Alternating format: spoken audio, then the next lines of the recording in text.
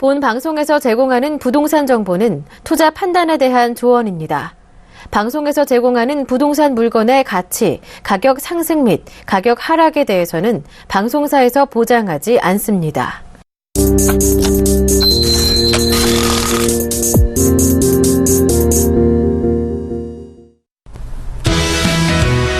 안녕하세요. 머니컨설팅 진행의 최은정입니다.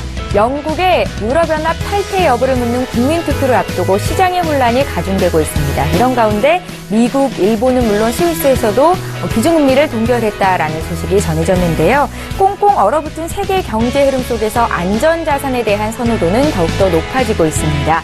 위기와 충격에도 크게 흔들리지 않는 안전자산. 오늘 머니컨설팅 시간에는요, 평소 안전자산에 대한 재테크 분석에 대해서 자세히 살펴보는 시간 갖겠습니다. 자, 금요일 머니컨설팅 시간에는 재무설계와 함께 부동산과 관련한 다양한 알찬 정보들을 제공해드리고 있습니다. 그러니까 끝까지 채널 고정하시기 바랍니다. 자, 본격적인 시작에 앞서서 머니컨설팅 참여 방법부터 소개를 도와드립니다. 전화, 문자 모두 참여하실 수 있는데요. 전화는 02-3253-2599번이고요. 문자는 무료입니다. 013-3366-0110번입니다. 방송 보시다가 생기는 궁금한 점, 재무 부동산과 관련된 답답한 점 있으시면 주저 마시고 연락 주시기 바랍니다. 예, 서울경제TV에서 전해드리는 특별한 재무설계 머니컨설팅, 오늘 함께해 주실 전문가부터 소개해드립니다.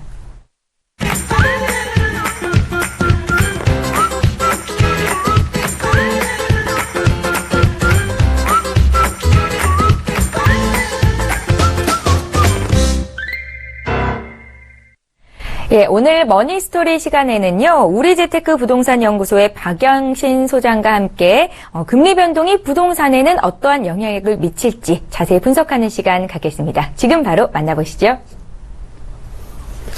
예, 안녕하세요. 지난주에 그 정책 이슈가 아주 큰 게 터졌죠.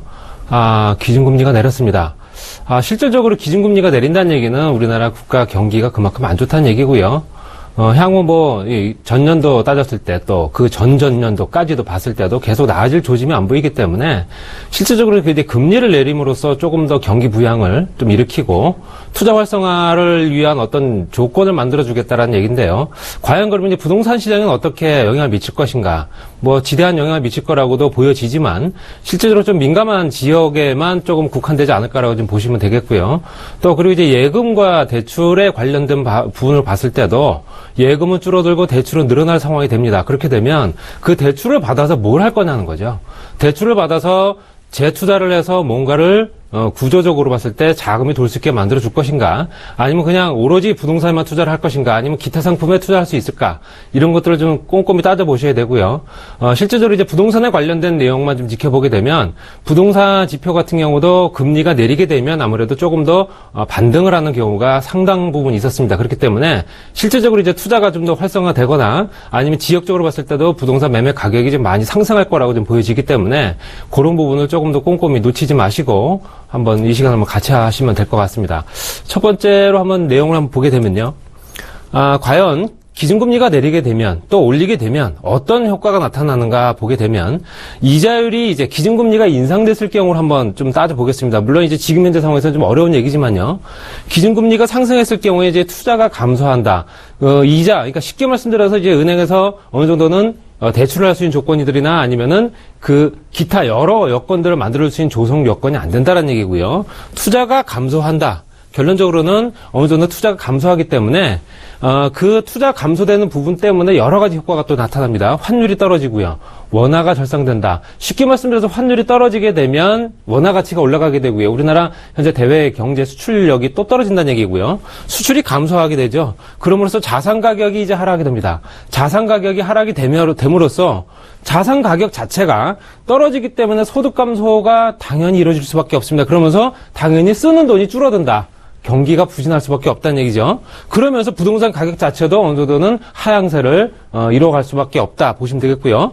또다시 이제 악순환 되겠죠. 그럼으로써 투자가 또 감소하고요. 계속 악순환의 고리가 연결되는 겁니다. 그렇기 때문에 이런 고리를 끊기 위해서는 아무래도 기준금리를 좀 낮춰줘서 자금이 좀 시장 경제에 어느 정도 원활하게 돌아갈 수 있게끔 만들어줘야 된다는 얘기고요.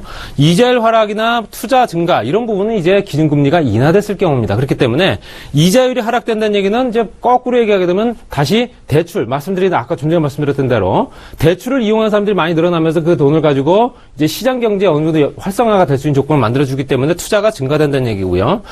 그럼으로써 환율이 상승하고 원화가 절하되면 아무래도 수출할 수 있는 우리나라 중소기업체들, 대기업체들이 아무래도 조금 더 좋은 여건이 되는 거죠. 수출이 증가가 됨으로써요. 그러면서 자산 가격이 스스로가 가격이 상승할 수 있는 여력을 만들어준다는 얘기입니다. 그러면서 소득이 증가로 인해서 쓰는 돈이 많아지고요. 시장 경제에 많은 역할을 어느 정도는 차지한다 보시면 되겠습니다. 그러면서 부동산 가격이 상승하고 투자가 증가된다. 이거는 이제 일단 일반적인 원론적인 얘기입니다. 그렇기 때문에 이 얘기가 앞으로 우리나라 시장 경제에 어느 정도 영향을 미칠까는 이건 지켜봐야 될 부분입니다. 왜냐하면 이거는 원칙적인 얘기를 하는 거기 때문에 또 부분적으로 그렇지 않은 지역도 있고 그런 지역도 있습니다. 그렇기 때문에 그런 부분은 꼼꼼히 좀 더 보시고요. 그동안에 그 금리가 어떻게 지금 등락을 이루어졌는가 보시면 2012년도부터 금리가 떨어지기 시작했습니다. 그럼 결론적으로는 2012년도부터 우리나라 경기가 안 좋았다는 얘기죠. 왜 그러냐면요. 2008년도, 9년도에 이제 금융위기가 오면서 그 여파가 2012년도부터 이제 본격적으로 이제 여파가 이제 전반적으로 이제 퍼진 거죠. 그러면서 2013년도에 다시 떨어지고 쭉 계속 떨어져 오다가 1년 만에 다시 또 1.25%로 금리를 또 내렸습니다. 그렇기 때문에 금리가 지금 현재 내리는 부분이 중요한 게 아니고요. 앞으로도 추가적으로도 내릴 가능성까지도 배제할 수가 없기 때문에 더 내릴 수 있다. 우리나라 경기가 이대로 가다가는 물가지수만큼밖에 지금 국가경제 성장률이 그만큼도 따라가지 못하는 상황이기 때문에 거의 현재 성장을 못하고 있다는 얘기입니다. 그렇기 때문에 그런 부분을 따진다면 조금 더 내릴 가능성이 크다라고 좀 보시면 되겠고요. 그러면 기타 지표와 좀 비교를 좀 해보겠습니다. 보시면 기준금리와 주택담보대출금리, 미국 기준금리에 대해서 굉장히 우리나라뿐만 아니라 세계적으로 굉장히 어느 정도는 예의주시할 수밖에 없고요. 굉장히 영향력이 크기 때문에 그렇습니다. 그래서 주택매매 가격 전년 동기 비율 따졌을 때 지금 현재 점선으로 이렇게 세로줄로 되어 있는 부분이 기준금리입니다. 기준금리가 오르락 내려가면서 등락폭을 보였던 부분이고요. 거기에 붉은색으로 점선으로 되어 있는 부분이 주택매매 가격의 전년 동기비. 쉽게 말씀드려서 주택매매 가격이 어느 정도 형성이 되면서 계속 등락을 이루어 왔는가를 보시면 되면 대부분 다 기준금리를 따라서 오르락 내리락 하지만 그렇지도 않은 시점이 있다는 얘기죠. 그렇기 때문에 꼭 기준금리가 또 금리가 절대적으로 부동산 시장에 영향을 미칠 거라고는 보지를 못한다라는 얘기가 아까 말씀드렸던 그 얘기입니다. 그리고 지금 미국 기준금리가 쭉 떨어지면서 0%대에서 계속 유지가 되면서 지금 현재 6월에 예정되어 있던 부분도 잠정적으로 연기가 되었고요. 물론 향후에 어떤 경기 상황이 되냐에 따라서 또 올라갈 조짐은 보이지만 그게 미국의 기준금리가 우리나라에 크게 영향을 미치지는 않을 거라는 거를 꼭 이제 보실 수 있습니다. 그리고 주택담보대출 금리 같은 경우도 이렇게 등락을 이루어지면서 어차피 기준금리에 따라서 대출금리도 조정이 되기 때문에 지금 예금금리 같은 경우는 거의 0%대고요. 대출금리가 2%대 후반. 그렇기 때문에 실제적으로 봤을 때는 어느 정도 예금을 맡겼을 때 수익은 거의 제로다 보시면 되겠습니다. 그렇기 때문에 이 돈들이 다 이제 어느 지역이든 어떤 상품이든 간에 찾을 곳을 찾겠죠. 그렇기 때문에 그런 부분이 과연 어디로 쏠림 현상을 보일 건가 이런 걸 좀 보셔야 되고요. 그렇기 때문에 부동산과도 굉장히 연관이 큽니다. 지금 현재 부동산 경기가 사실상 그렇게 좋지 않다고 봐야 됩니다. 왜냐? 지금 현재 강남 재건축 시장을 위주로 해서 전반적으로 가격이 상승하고 있는 건 사실이지만 일부 지역에 국한되어 있습니다. 그렇기 때문에 전국적으로 봤을 때는 부동산 경기가 그다지 좋지 않은 상황이고요. 내년 후년에 또 입주를 앞두고 있는 단지들이 즐비한 경기도 같은 경우는 아무래도 조금 더 심각하지 않을까라고 좀 보시면 되겠습니다. 그래서 이런 지역들을 되도록이면 피하셔야 되는 거고요. 그리고 앞으로 투자할 수 있는 조건이 된다면 대출을 충분하게 이용을 하셔서 그 대출을 이용한 레버리지 효과를 이용해서 수익률을 높이는 상품을 찾으셔야 됩니다. 그리고 아까 말씀드렸던 지역 선택은 되는 지역으로 들어가십시오. 비싼 지역으로 들어가시고요. 이미 입소문이 난 지역을 들어가줘야 안정성을 확보할 수 있습니다. 그렇기 때문에 또 저렴한 가격에 그냥 그 유혹에 넘어가서 몇 천만 원만 투자하게 되면 어느 정도 수익이 보장됩니다라고 하는 부분은 지역에 따라 틀리다. 그건 꼼꼼하게 따지셔야 됩니다. 그렇기 때문에 되는 지역이 있고 안 되는 지역이 있기 때문에 안 되는 지역은 되도록 피하셔라 이렇게 말씀드리고 싶고요. 그러면 금리와 부동산은 제가 정리를 하게 되면 어떤 영향을 미치는가 봤을 때 금리와 부동산의 기대 수익률 중에 어떤 것이 더 높은가에 따라서 부동산 가격이 결정되는 겁니다. 그렇기 때문에 기대 수익률이 앞으로 희망 가치가 앞으로 더 오를 것이다. 개포주공단지가 앞으로 더 오를 것이다 라는 희망이 계속 존재하기 때문에 가격이 연일 상승하고요. 4,200만 원대에 70대 1이라는 엄청난 경쟁률을 보인 이유도 투자자 입장에서도 그 금액을 지불하고서도 나중에 가격이 오를 거다라는 희망이 있기 때문에 그렇습니다. 그렇기 때문에 기대 수익률이 높은 상품을 선택을 하시는 게 맞습니다. 그리고 부동산 가격의 금리보다 수요 공급의 원칙, 쉽게 말씀드려서 수급이 불균형한 지역들, 공급량이 많아서 수요가 뒷받침이 되지 않는 지역들은 가격이 하락할 수밖에 없고요.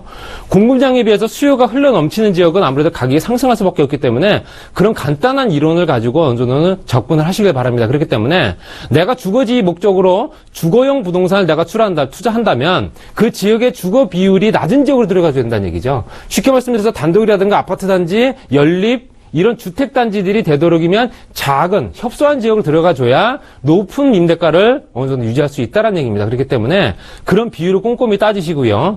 또 수익형 부동산 찾으신다면은 그 주변에 공급량이 얼마나 많은가. 쉽게 말씀드려서 상가나 오피스텔 같은 경우는 워낙 공급량이 많기 때문에 공급량이 많은 지역의 동일 평수의 동일 가격은 되도록 피하는 게 좋다는 얘기죠. 그런 부분을 꼼꼼히 좀 또 지켜볼 필요가 있고요.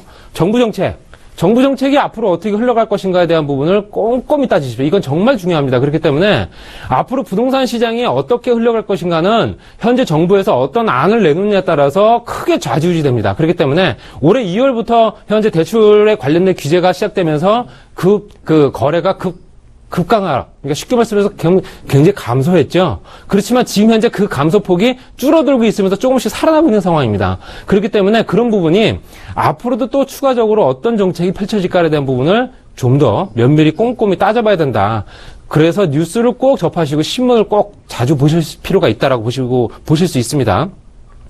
그리고 이제 마지막으로 경기 변동 그래프를 해가지고 이거는 어쨌든 전반적인 내용에 대한 부분입니다. 보시게 되면 부동산 경기 변동 그래프를 보시게 되면 이렇게 등락이 있습니다. 그래서 회복기, 상승기, 그 다음에 후퇴기, 하향기가 있는데 쉽게 말씀드려서 이 폭이 크면 클수록 부동산 경기, 전반적인 경기는 안 좋다는 얘기입니다. 그러니까 부동산에 관련된 내용만 봤을 때는 안 좋다, 경기가 안 좋다는 얘기죠. 떨어질 때 급강해서 떨어지고 올라갈 때는 급속하게 올라간다. 실제로 안정이 안 됐다는 얘기죠. 이 진폭이 작으면 작을수록 부동산 경기는 그만큼 안정권에 들어섰다는 얘기입니다. 그렇기 때문에 정부에서도 생각하는 부분이 이 진폭을 줄이는 방향으로 지금 진행하고 있기 때문에 이 진폭이 줄었을 때는 실제로 내가 투자할 시기를 어느 시기를 봐야 되느냐. 상승기에서 후퇴기로 넘어가는 지역으로 들어갈 것인가 아니면 회복기에서 이제 상승기로 올라가는 지역으로 들어갈 것인가. 그거는 실제적으로 그 지역의 매매가라든가 변동사항 또는 그 지역의 수요 증가라든가 이런 것들을 추이를 면밀히 보시게 되면 어쨌든 회복기에서 들어가서 상승기에서 빠져나오는 게 맞습니다. 그렇기 때문에 실질적으로 상승기까지 올라갈 수 있는 여건을 갖추고 있는 지역적인 여건을 꼼꼼히 따지셔서 그 지역이 이런 상승을 계속 반복할 수 있는 여건이 되는가를 보셔야 됩니다. 그렇기 때문에 직장인들이 어느 정도 그 지역에 경제 활동을 하면서 그 지역에 어떤 시장 경제를 주도할 수 있는 지역인지 아니면 그냥 오로지 주거지 역할만 하는 지역인지 그거에 따라서 매매가는 변동이 있기 때문에 직장인들이나 아니면은 뭔가를 만들어낼 수 있는 경제 활동이 주로 이루어지는 지역들을 투자하시는 게 답이다. 이렇게 말씀드리고 싶습니다. 그렇기 때문에 우리가 생각하는 부동산 경기는 항상 진폭이 있습니다. 그렇기 때문에 항상 상승기가 있으면 하향기가 있고요. 그렇지만 상승기, 하향기 겁내실 게 아니고 그 지역의 경기에 둔감하고 경기에 둔감하다는 얘기는 어느 정도는 경기에 조금 더 둔하게 작용을 하면서 매매가 하락이 덜한 지역을 들어가 주시는 게 좋고요. 그렇기 때문에 지역적인 선택을 조금 더 범위를 좁히셔서 이미 입소문한 지역, 유명한 지역 또는 비싼 지역을 들어가 주시는 게 맞다라고 이렇게 정리를 좀 해드리겠습니다.